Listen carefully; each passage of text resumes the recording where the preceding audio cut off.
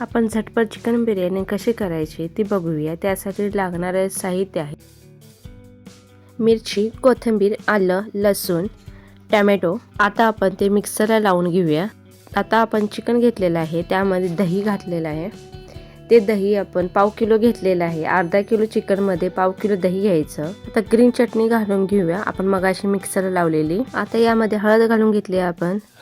त्यानंतर मसाले वेलची घालून घेऊया। मसाले वेलची झाल्यानंतर आपण तमालपत्र घालून घेऊ, दगडी फूल घालू।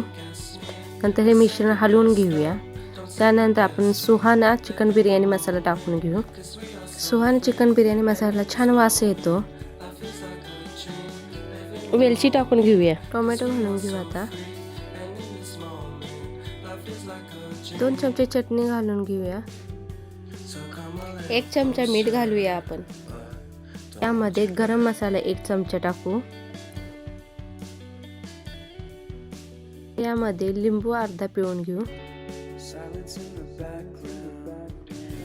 नंतर पुदिना थोडा घालून घेऊया आपण, त्यामुळे बिर्याणीला आपला वास छान येतो। हे सर्व मिश्रण आपण एकत्र करून घेऊया।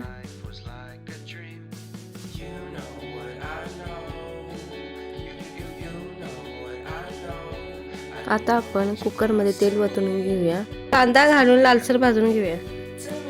आपला कांदा हा लालसर भाजलेला आहे। त्यानंतर आपण चिकन घालून घेऊया।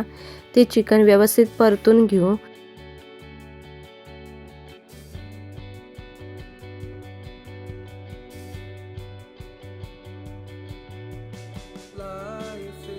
आपले चिकन व्यवस्थित परतून झालेले आहेत। त्यामध्ये आपण भिजवलेला बासमती तांदूळ घालूया।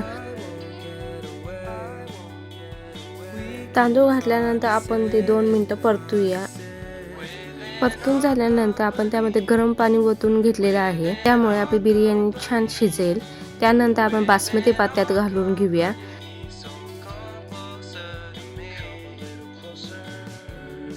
पाण्याला उकळी आल्यानंतर आपण कुकरला झाकण लावून घेऊया। कुकरची 1 शिटी झाली की आपण कुकर बंद करूया।